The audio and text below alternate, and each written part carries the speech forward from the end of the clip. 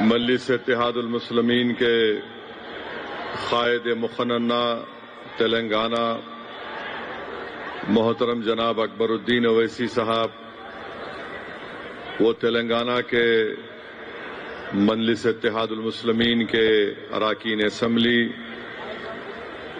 تلنگانہ کے اراکین قانون ساز کونسل، مجلس اتحاد المسلمین کے سابقہ رکن اسمبلی محترم جناب ممتاز احمد خان صاحب، مجلس اتحاد المسلمین کے تمام صدر و معتمدین، اراکین، محبان مجلس اتحاد المسلمین، مہاراشٹرا سے تشریف لائے مجلس اتحاد المسلمین مہاراشٹرا کے صدر محترم امتیاز جلیل صاحب، نائب صدر یوسف پنجانی صاحب، دھولیا کے صدر ارشاد صاحب، ناندیڑ کے فیروز لالا سید معین اور وہاں کے تمام شہر کے صدر و اراکین بلدیہ، ممبئی کے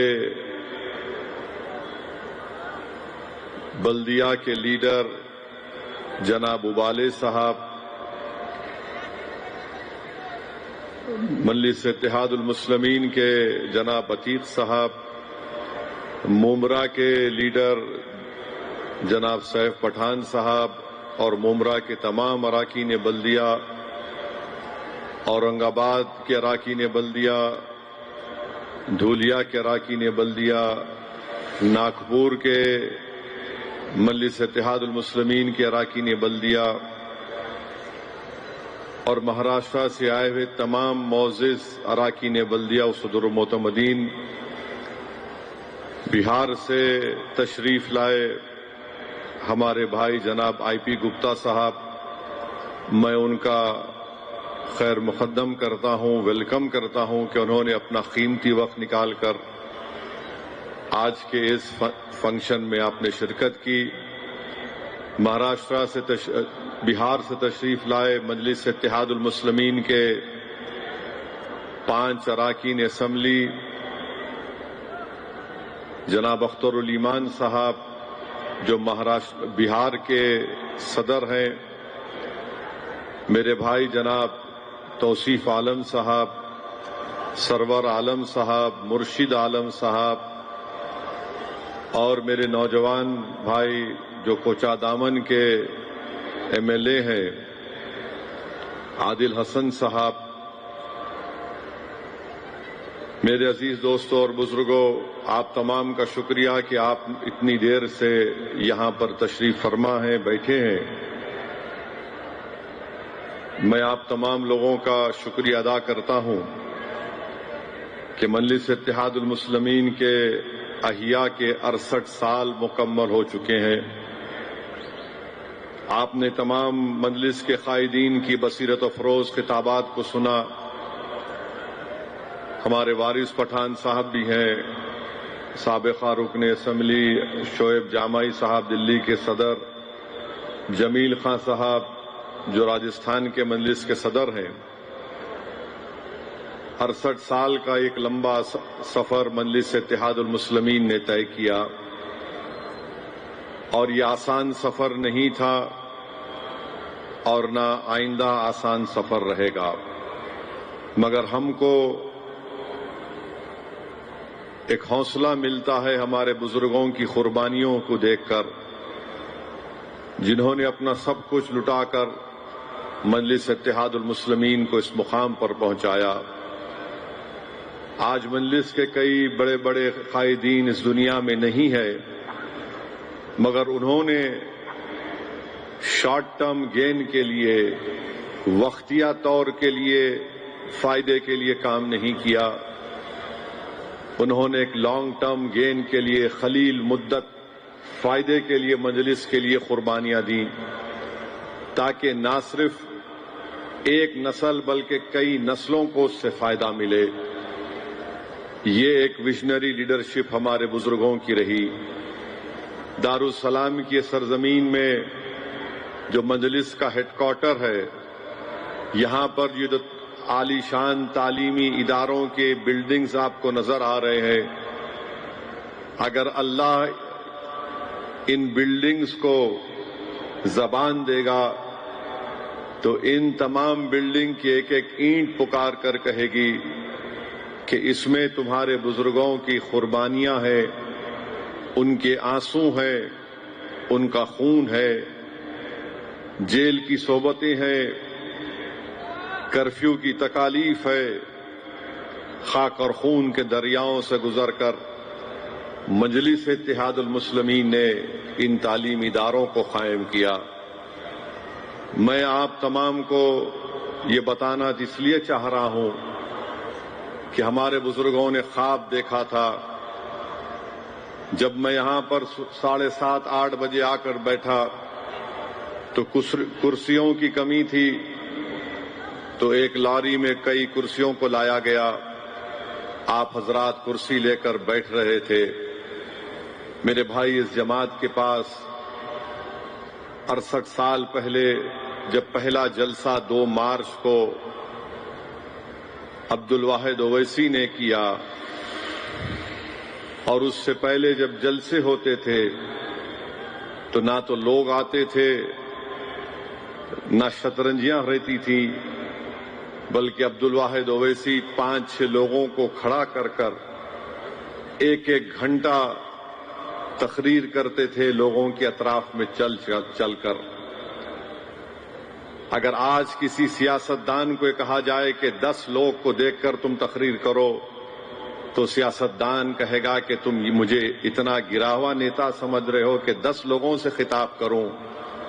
مگر عبد الواحد اویسی اور اس وقت کے مجلس کے قائدین میں ایک جذبہ تھا، اخلاص تھا، اور جس ویژن کو، جس کامیابی کو دیکھ رہے تھے اس کو حاصل کرنے کے لیے وہ لاؤڈ اسپیکر کی ضرورت کو محسوس نہیں کیے، وہ کرسیوں کو نہیں دیکھتے تھے اپنے سامنے، نہ ان کرسیوں پر بیٹھے ہوئے ہزاروں کے مجموعوں کو دیکھتے تھے، بلکہ ان کا مقصد ایک ہی تھا کہ اس مظلوم کمزور مسلمانوں کا گھر ہم سنویدھان کے دائرے میں رہ کر اٹھائیں گے تو یقیناً ہم اپنے خوابوں کو پورا کر سکیں گے۔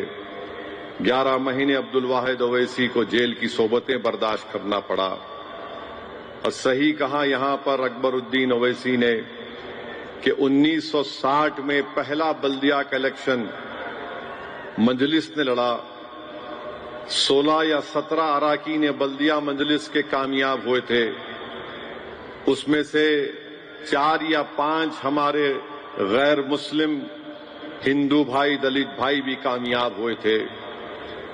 پھر اس کے بعد سے مجلس کا سفر چلتا رہا، اور آج الحمدللہ ہم اس مقام پر پہنچے ہیں کہ نہ صرف تلنگانہ بلکہ بہار، مہاراشٹرا، اتر پردیش، کرناٹکا، جھارکھنڈ، دہلی، یہاں پر مجلس اتحاد المسلمین کا پیغام پہنچ چکا ہے۔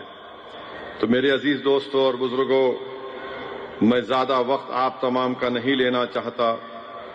میں شکر گزار ہوں تلنگانہ کی عوام کا کہ انہوں نے حالیہ بلدیہ کے الیکشن میں 70 سے زیادہ ہمارے اراکین بلدیہ کو کامیاب کیا۔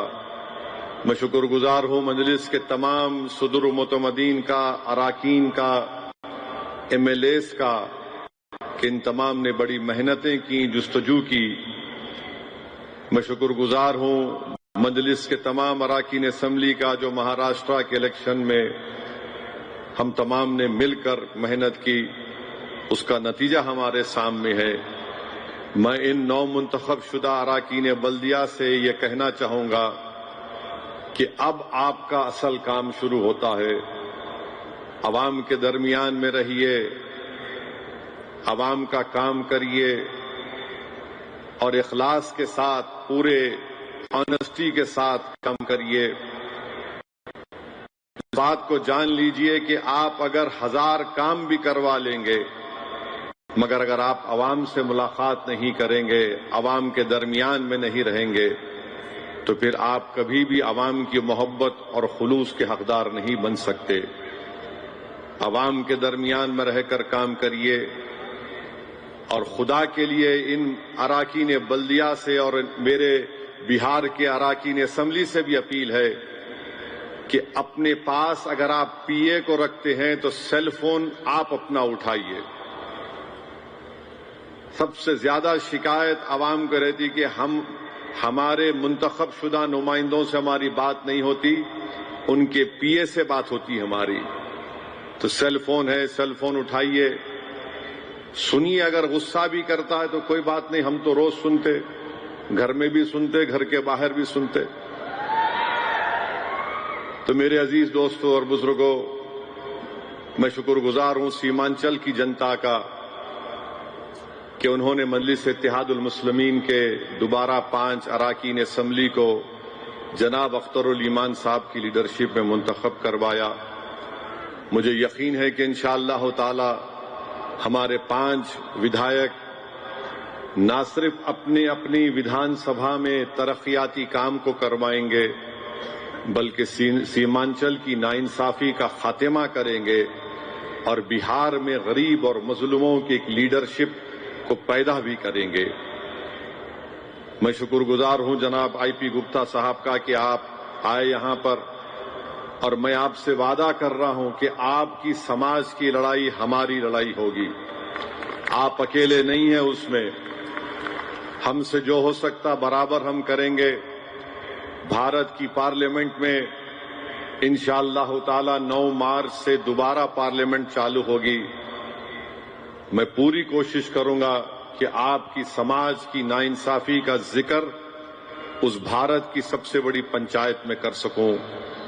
آپ ہمارے ساتھ رہیں یا نہ رہیں، جو مظلوم ہے، جو کمزور ہے، مجلس اس کے ساتھ کھڑی رہتی ہے، اور ہم برابر آپ کے انصاف کی لڑائی کے ساتھ ہیں، اور ہم آواز اٹھائیں گے، اور مجھے یقین ہے کہ انشاءاللہ تعالی ہم کو کامیابی ملے گی۔ یہاں سے جلسہ ختم ہونے کے بعد جب آپ واپس جائیں گے پرامن طریقے سے جائیے۔ کل مہا شیوراتری ہمارے ہندو بھائیوں کا تہوار ہے، آرام سے جائیے، اور میں آپ سے اپیل کر رہا ہوں کہ ذرا سیل فون کھولیے۔ ڈائس پہ جو حضرات ہیں وہ بھی سیل فون کھولیے، سیل فون کی لائٹ کھولیے،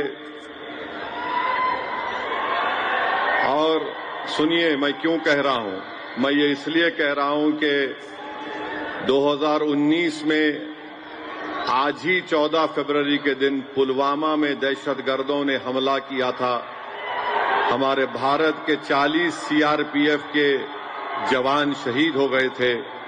تو ہم ان کو یاد کرنے کے لیے اور ان سے ہم تعزیت کرتے ہیں جو ہمارے بہادر سپاہی مارے گئے۔ ہم امید کرتے کہ ہمارے ملک کے وزیر اعظم جو پڑوسی ملک سے دہشت گردی کو فروغ دیا جا رہا ہے اس کو جڑ پیڑ سے نکال کر پھینکیں گے۔ بہت بہت شکریہ۔ آپ جیب میں رکھو سیل فون۔ آ گئی فوٹو، میڈیا والے لے لیے۔ 5ویں بات یہ ہے کہ ہم نے احمد پاشا قادری صاحب کو کھویا۔ ہمارے مجلس اتحاد المسلمین کے سینئر قائد، ان کے فرزند یہاں پر تشریف فرما ہے۔ احمد پاشا قادری صاحب کی میں جتنی بھی تعریف کروں میرے پاس الفاظ نہیں ہے کہ کس طریقے سے مرحوم پاشا نے اس جماعت کے لیے بہت سی قربانیاں اور محنتیں کی۔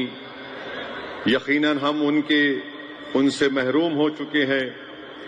پاشا کا تجربہ، احمد پاشا قادری صاحب کا وہ سیاسی سوچ،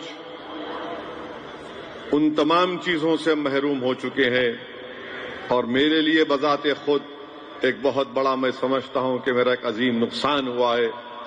مگر یہ زندگی کی حقیقت ہے کہ جو اس دنیا میں آتا ہے وہ اس دنیا سے اس کو جانا پڑے گا۔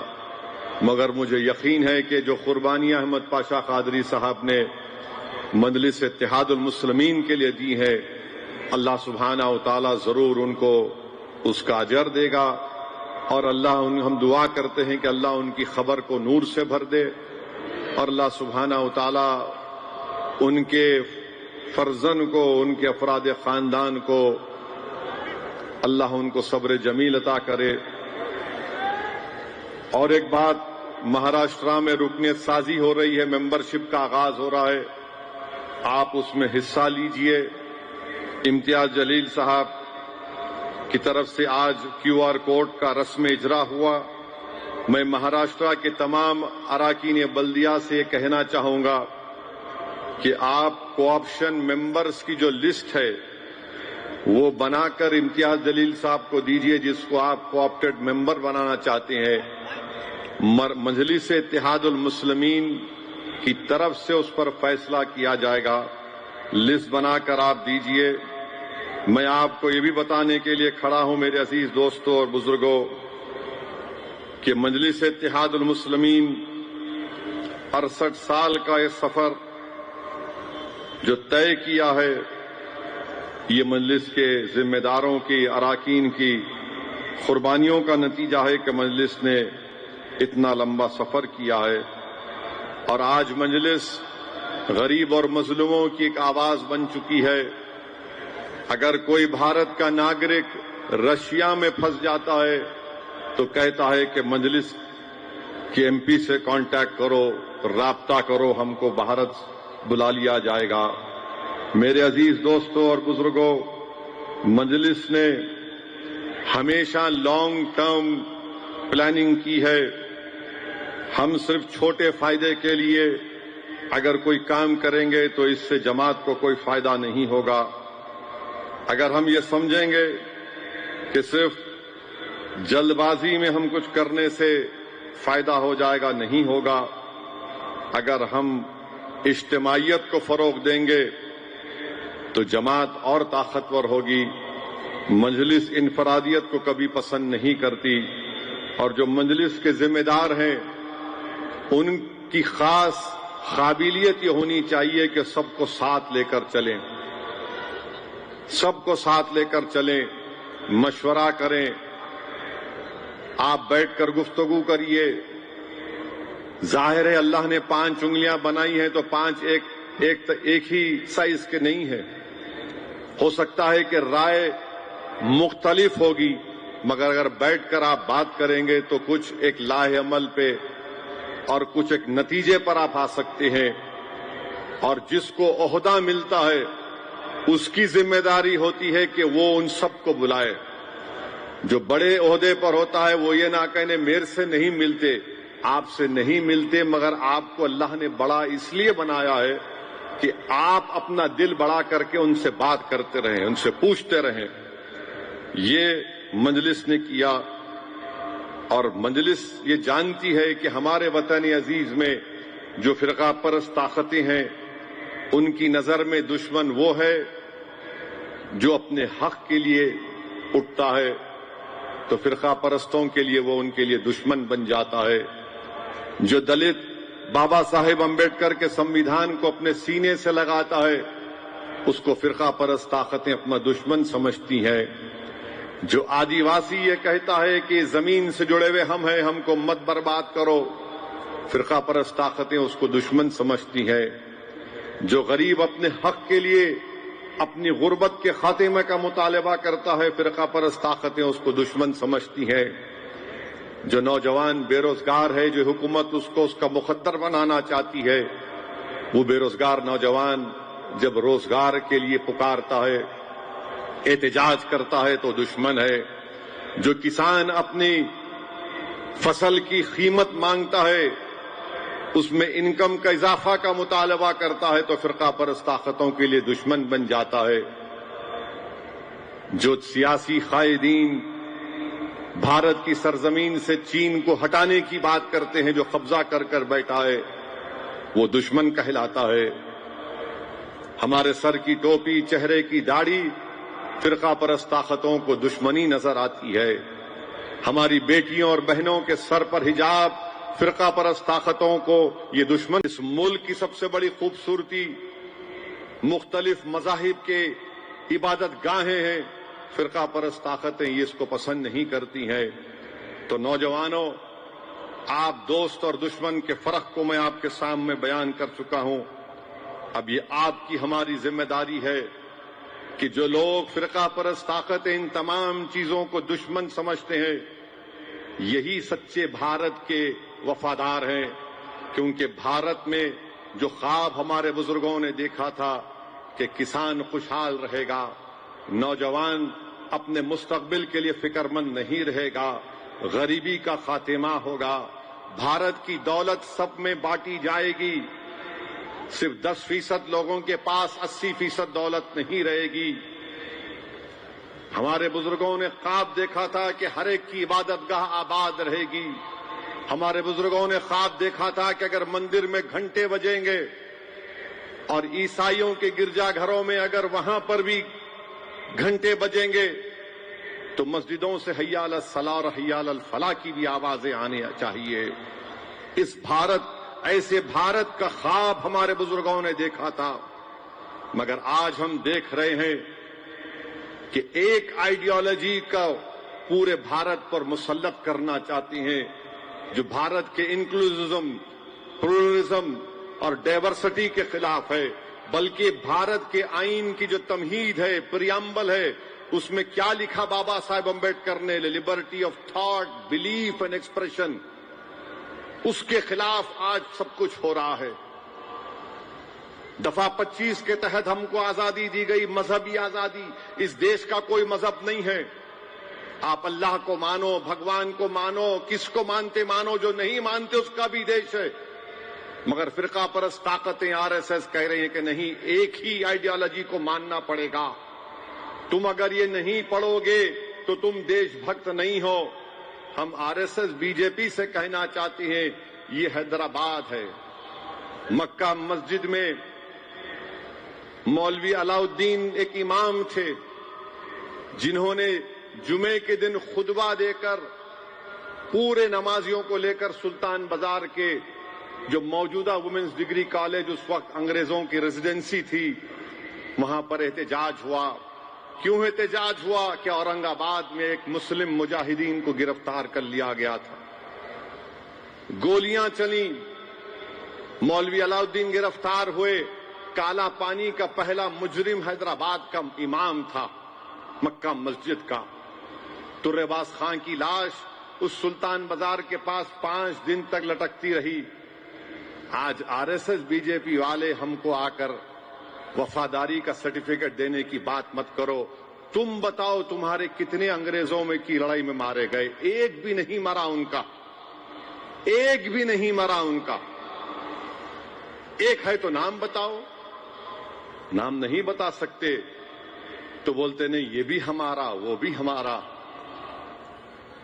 یہ ہماری داستان ہے، حقائق ہیں. آج آپ آ کر ہم کو بول رہے ہیں کہ تم یہ نہیں پڑھتے. ارے بابو، کیا پڑھنا نہیں پڑھنا ہم کو معلوم. اس دیش کی آزادی میں اگر مسلمانوں نے حصہ لیا، اگر تم یہ کہو گے کہ یہ پڑھو گے تو دیش بھکت ہو، تو پھر بتاؤ تم یوسف مہر علی جہاں سے ہمارے ممبئی کے کارپوریٹر آتے ہیں، جس نے گاندھی سے کہا تھا کہ کوئٹ انڈیا کا نعرہ یوسف مہر علی نے دیا تھا، تم اس کو کیا بولو گے؟ نیتاجی سبھاش چندر بوس جرمنی میں سب مرین میں بیٹھ کر جاپان کو آئے تو نیتاجی سبھاش چندر بوس کے ساتھ کوئی RSS کا آدمی تھا یا حیدرآباد کا مسلمان تھا؟ بتاؤ. یہ جو ترنگا ہے، ترنگا کس مسلم خاتون نے بنایا؟ حیدرآباد کی مسلم خاتون نے بنایا. تم بنائے تھے. تم نے تو آرگنائزر میگزین میں لکھا کہ بھارت کے اس ترنگے میں 3 رنگ منحوس ہوتے ہیں. بتاؤ یہ سچ ہے یا جھوٹ ہے؟ بتاؤ. بابا صاحب کے سمویدھان کو، آئین کو تم نے کہا کہ ہم نہیں مانتے، منوسمرتی کو مانتے، جھوٹ ہے یا سچ ہے؟ بتاؤ. آج تم آ کر ہم کو دیش بھکتی بتا رہے ہو. ارے تمہاری زبان سے چین کا نام نہیں نکلتا، تمہاری زبان سے چین کا نام نہیں نکلتا اور تم ہم کو بول رہے ہو. ہماری تاریخ روشن ہے اور انشاءاللہ تعالی آپ کے ظلم اور نفرت کے باوجود بھی ہمارا مستقبل بھی روشن رہے گا انشاءاللہ تعالی. ہم ہمارے بزرگوں کی قربانی کو رائے گاہ جانے نہیں دیں گے. وہ آج اس دنیا میں نہیں ہے، مگر ان کی زندگی ہمارے لیے ایک مشعل راہ ہے اور رہے گی. بھارت میں مسلمانوں کو ایک سیاسی طاقت بننا پڑے گا، تبھی بھارت مضبوط ہوگا. اگر وکست بھارت کی بات بھارت کے وزیر اعظم کرتے ہیں تو 14% مسلمان سے انصاف ہونا چاہیے، سماجی، اقتصادی، معاشی، تعلیمی اور سیاسی. تبھی جا کر بھارت طاقتور ہوگا. اگر آپ نفرت کے مظاہرے کریں گے تو 14% کے بغیر بھارت کیسے بنے گا طاقتور ملک، سپر پاور؟ تم کسی کو مار کر ویڈیو بنا کر اپنی بہادری نہیں دکھا رہے ہو، تم بزدلی دکھا رہے ہو. تمہاری یہ بزدلی بھارت کو کمزور کر رہی ہے اور بھارت کو بدنام کر رہی ہے. ایک آسام کا مکھیہ منتری ویڈیو بناتا ہے، گولی چلاتا ہے، مسلمان بیٹھا ہوا ہے، کلین شاٹ، نو مرسی. ایک مکھیہ منتری اس طرح کا ویڈیو بنائے گا؟ آج بھارت کے وزیر اعظم آسام کو گئے، ایک لفظ نہیں بولتے، بھول گئے سب کا ساتھ، سب کا وکاس، سب کا وشواس کو. میرے عزیز دوستوں اور بزرگوں، ہم کو اور آپ کو مل کر اس ملک کو مضبوط بنانا ہے. ابھی امتیاز جلیل صاحب میرے کو بول رہے تھے کہ مہاراشٹر کے چیف منسٹر نے ٹیپو سلطان پہ کچھ کہہ دیا. ہم مہاراشٹر کے چیف منسٹر کو بول رہے ہیں کہ شاید وہ زیادہ پڑھتے نہیں ہوں گے، وہ واٹس ایپ یونیورسٹی کے PhD ان کے پاس ہوگی. بھارت کا جب پہلا سمویدھان بنایا گیا تھا، اس سمویدھان کو بابا صاحب امبیڈکر نے بنایا. جتنے سمویدھان سبھا میں لوگ تھے، نہرو کی سائن، سردار پٹیل کی سائن، بابا صاحب امبیڈکر کی سائن، جتنے اس میں تھے سب نے سائن کیا. پارلیمنٹ کی لائبریری میں آج بھی وہ پہلی سمویدھان کی کتاب ہے. میں امتیاز جلیل کو جب MP تھے پارلیمنٹ کی لائبریری میں لے جا کر دکھایا تھا، ادھر آؤ دیکھو. اور اس پہلی سمویدھان کی کتاب میں اس ملک کی تاریخ میں جو نمایاں شخصیتیں تھیں ان کی تصاویر ہیں. رام، سیتا، لکشمن کی ہے، گرو نانک کی ہے، مغل بادشاہ اکبر کی ہے، جھانسی کی رانی کی ہے، گرو نانک کی ہے، اور ٹیپو سلطان کی بھی فوٹو اس میں ہے.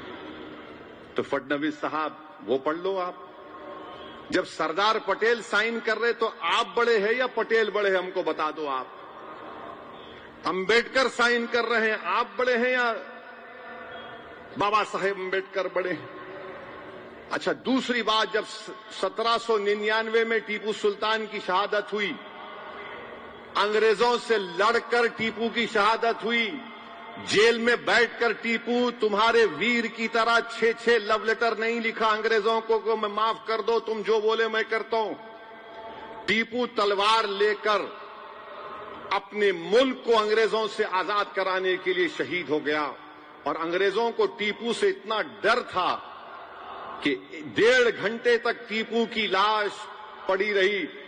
انگریزوں کی فوج کے گھیرے میں ٹیپو کی لاش ہے، مگر ڈر رہے تھے کہ اگر شیر اڑ گیا تو کیا ہوگا. جب جا کر دیکھے تو ٹیپو کا جسم گرم تھا. کیا یہ بات سچ نہیں ہے دیویندر فڈنویس صاحب کہ ٹیپو کی لاش کے پاس سے، اس کے پاس سے انگوٹھی نکلی سونے کی، اس پہ کیا لکھا ہوا تھا؟ رام. اس پر رام لکھا ہوا تھا. اور 2014 میں برطانیہ میں 1,40,000 پاؤنڈ میں اس کا حراج ہوا. کیا یہ بات جھوٹ ہے کہ APJ عبد الکلام نے اپنی کتاب ونگز آف فائر میں لکھا کہ بھارت موجودہ جو میزائل ٹیکنالوجی، راکٹ ٹیکنالوجی کو آج کر رہا ہے، وہ ٹیپو کے خوابوں کو ہم پورا کر رہے ہیں. APJ عبد الکلام تو آپ کے لیے ہیرو ہے نا، ہمارے لیے بھی ہے، مگر آپ کے لیے زیادہ ہے. آپ تو بولتے نہیں ہر مسلمان APJ عبد الکلام کی ہونا چاہیے. ٹھیک ہے، میں خراب ہوں، وہ اچھے ہیں تو ان کی بات کو مان لو. ونگز آف فائر میں اے پی جے عبد الکلام نے ٹیپو سلطان کا ذکر کیا. اچھا چلو یہ بھی مت مانو تو تم گاندھی کو مانتے نہیں مانتے یا پھر تم گوڈسے کو مانتے بولو ہم کو. گاندھی نے اپنی ینگ ایج میگزین میں لکھا کہ Tipu Sultan was the embodiment of Hindu Muslim unity. یعنی وہ ٹیپو سلطان ہندو اور مسلمانوں میں محبت کا یکجائی تھا. اب کیا گاندھی کو جھوٹا بولیں گے؟ آپ میرے کو بول سکتے آپ؟ کیا ٹیپو سلطان نے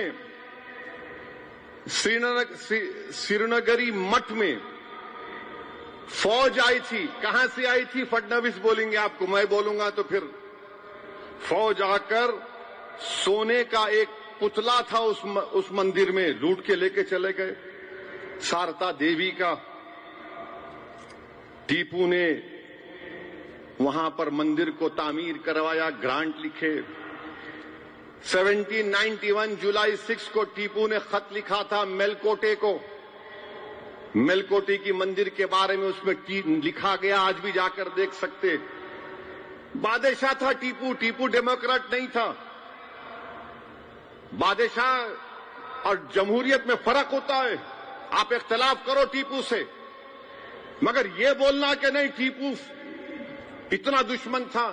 ارے ہر بادشاہ کو صرف اپنی طاقت سے مطلب رہتا تھا. وہاں کا الیکشن تھا، ووٹ ڈالنے کا معیار تھا، کچھ نہیں تھا. مگر تاریخ کو اگر آپ توڑ موڑ کے پیش کریں گے تو یہ ذرا حقیقت کو پیش کرنا تھا. اور کیا یہ بات جھوٹ ہے یا سچ ہے بتاؤ؟ اپا جی رام کون تھے؟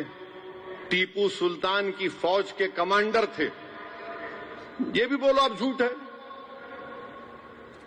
ٹیپو سلطان کے ساتھ تھے یہ لوگ. ان کے ٹریجرر کون تھے؟ خازن کون تھے؟ کرشنا راؤ. تو بی جے پی جو ہے اس طرح سے تاریخ کو پیش کرتی کہ نفرت پیدا کر دو. مگر بھارت کی پہلی سمویدھان کی کتاب میں ٹیپو کی فوٹو ہے یا نہیں بتا دو چلو. یہ تو 1950 کی بات کر رہا ہوں.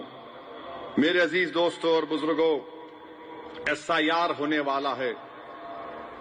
بہار میں ہو گیا، اب تلنگانہ میں ہوگا اور اس کے بعد مہاراشٹرا میں ہوگا.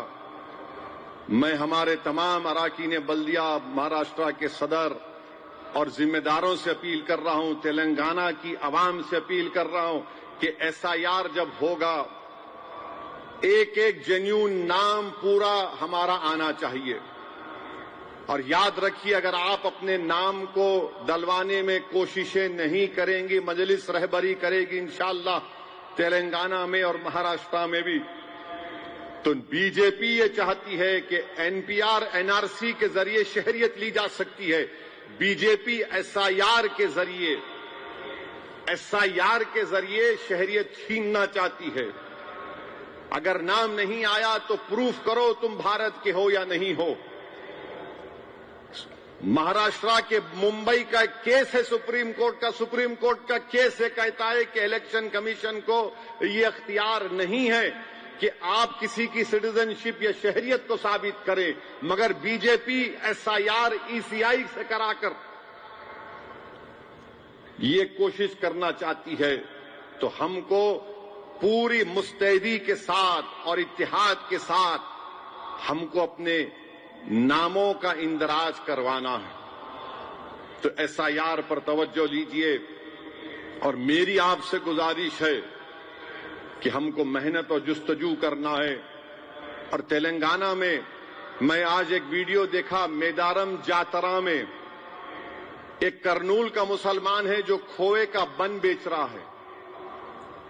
اس کو وہاں پر یہ پہنچ گئے، یہ سنگھ پریوار کے لوگ، اور بول رہے نہیں تو کھوئے کا بن بیچ رہا ہے مگر تو فوڈ جہاد کر رہا ہے. کون ہے بھائی یہ لوگ تلنگانہ میں میڈارم جاترا میں؟ وہ تو سب لوگ آتے اس میں. اور انہوں کون ہوتے قانون کو اپنے ہاتھ میں لینے؟ یہ کون ہے یوٹیوبر جو ایک مسلمان کو بدنام کرنا چاہتے ہیں؟ ہم تلنگانہ کی پولیس سے کہتے ہیں یاد رکھیے یہ ایک واقعہ نہیں، اگر ایسا ہوگا تو پھر آپ روڈ ظالموں کے حوالے کر رہے ہیں. ظلم بڑھے گا. پھر رول آف لا کو اگر برقرار رکھنا ہے تو پولیس کی ذمہ داری یہ ہے, یہاں کی حکومت کی ذمہ داری ہے کہ خلاف ایکشن لو. وہ یوٹیوبروں کے خلاف اٹھاؤ, ان لوگوں کو کیس لگاؤ, ان پر BNSS کا 199 لگاؤ, لے جا کر ان کو ڈالو جیل میں تاکہ وہاں پر ویڈیو بنا کے دکھاؤ ہم کو. ان ظالموں کو اگر آپ چھوٹ دیں گے, ایک غریب بیچارہ جو بن بیچ کر اپنا پیٹ پالتا ہے, تم اس کے خلاف ویڈیو بناتے. ظالموں, بے شرموں, بزدلوں, تم بھارت کو کیا بنانا چاہتے ہو؟ تم دشمن ہو بھارت کے. تم مسلمانوں سے دشمنی نہیں کر رہے, بھارت سے دشمنی کر رہے ہو. تم غریب کو ختم نہیں, برباد کرنا چاہتے ہو. وہ بیچارہ بن کھووا بیچ رہا ہے, اس میں فوڈ جہاد. ابے تم کو کھانا اچھا نہیں لگا تو تم بلاتے بلدیہ کو, پولیس کو بولتے, کچھ نہیں. تم کیا پولیس بن چکے ہو؟ میں اس کا کنڈیم کرتا ہوں اور مطالبہ کرتا ہوں یہاں کی حکومت سے, یہاں کی پولیس کے اعلی عہدیداروں سے کہ اس میڈارم جاترا میں جو ہوا ان یوٹیوبروں کے خلاف ایکشن لینا چاہیے. کیا تماشا ہو رہا ہے؟ جس کے جو دل میں یہاں چڑھائی کر لیں گے, کمزور دکھے گا تو اس کو بدنام کر دیں گے, تو پھر قانون تو ایک مذاق بن جائے گا. میرے عزیز دوستوں اور بزرگوں, میں بہار کی عوام کا بھی شکر گزار ہوں کہ انہوں نے مجلس کے اراکین اسمبلی کو کامیاب کیا. ہم تو دوستی کا ہاتھ بڑھائے تھے کہ ہم کو صرف 6 سیٹ دے دو, مگر انہوں نے سمجھا کہ ہماری کمزوری کی نشانی ہے. اختر الایمان صاحب نے لکھ کر بھی دیا تھا, نہیں قبول کیے, ٹھیک ہے, مگر ایک بات یاد رکھ لو آپ, الیکشن تو ہم لڑیں گے انشاءاللہ, چاہے کچھ بھی ہو جاؤ. جیت ہار تو اللہ کے ہاتھ میں ہے. کم سے کم میں خبر میں جانے سے پہلے یہ تشنگی لے کر نہیں جاؤں گا, ارے میں لڑا کیوں نہیں. میں لڑوں گا انشاءاللہ تعالی. جمہوریت کے دائرے میں رہ کر ہم لڑیں گے. تمہاری نیند کو حرام کریں گے, کیونکہ تم نے برباد کر دیا, تم نے ہمارے خوابوں کو چکنا چور کر دیا, تم نے ہم سے انصاف نہیں کیا, تم نے ہم کو مارجنلائز کر کے رکھ دیا. اب وہ زمانہ ختم ہو گیا مارجنلائزیشن کا. اب لڑائی ہوگی حصے داری کی, اب لڑائی ہوگی لیڈرشپ کی, اب لڑائی ہوگی نیتا بنانے کی, اب لڑائی ہوگی مظلوموں سے انصاف کی. اور اسی وقت ہوگا جب ہم چناؤ لڑیں گے. مجھے کئی یو پی کے لوگ بولتے, ارے صاحب کتنے لڑ رہے یو پی میں؟ میں بولا آپ کو کیوں فکر؟ بولے نہیں کم لڑو. میں بولا کم اور بڑھ کے کا سوال نہیں ہے, ہم لڑیں گے تو جیتیں گے نا. ملا آپ لڑکے کیا بی جے پی کو روک پائے؟ 17 ہار گئے, 19 ہار گئے, 22 ہار گئے. آپ میرے کو بول رہے کم لڑو. ہم جب لڑتے تو نہ سامنے دشمن کی طاقت کو دیکھتے, نہ ہم کم طاقت سے لڑتے. جو طاقت اللہ ہم کو دیا ہم اس کو پورا استعمال کر کے لڑتے. اور ہماری لڑائی میں اور دوسروں کی لڑائی میں فرق یہ ہے کہ مگر ہم کو لیڈرشپ چاہیے. تم بیٹھ کر ہمارے مقدر کے فیصلے نہیں کر سکتے, کیونکہ تم پچھلے 70 سال سے صرف اپنے لیے فیصلے کر رہے ہو, غریب مظلوم عوام کے لیے نہیں کر رہے ہو. اگر تم کرتے تو یہ حال نہیں ہوتا مظلوموں کا. تو بہرحال میرے عزیز دوستوں اور بزرگوں, آپ تمام یہاں پر آئے, آپ کا بے حد شکریہ. اور انشاءاللہ تعالی ہم آگے بڑھیں گے. رکنے والے ہم ہیں ہی نہیں, ہم کو آگے بڑھنا ہے, اپنی لڑائی جاری رکھنا ہے. اپنے حصے میں جو آنا ہے وہ آ کر رہے گا. میں مبارکباد دیتا ہوں تمام نو منتخب شدہ مہاراشٹر سے جو رکن بلدیہ کامیاب ہوئے ہیں. میں مبارکباد دیتا ہوں تلنگانہ کے مجلس اتحاد المسلمین کے اراکین بلدیہ کو جو کامیاب ہوئے ہیں. اور جو ہمارے مہاراشٹر سے جو لوگ, بہار سے لوگ آئے, میں آپ سے اپیل کروں گا کہ ضرور نمائش کو جائیے, بریانی کھائیے, مزے کی ہے بریانی. نمائش میں اچھی بریانی ہے، آپ سمجھے نا، حیدرآباد میں بہت سے چیزیں ہیں پیارے دیکھنے کے لیے، تم کو خالی 3 نظر آئے۔ خیر کوئی بات نہیں، میری آپ تمام سے گزارش ہے کہ آپ مجلس کو مضبوط کریے۔ آپ آئے، بہت بہت شکریہ۔ وآخر دعوانا الحمدللہ رب العالمین۔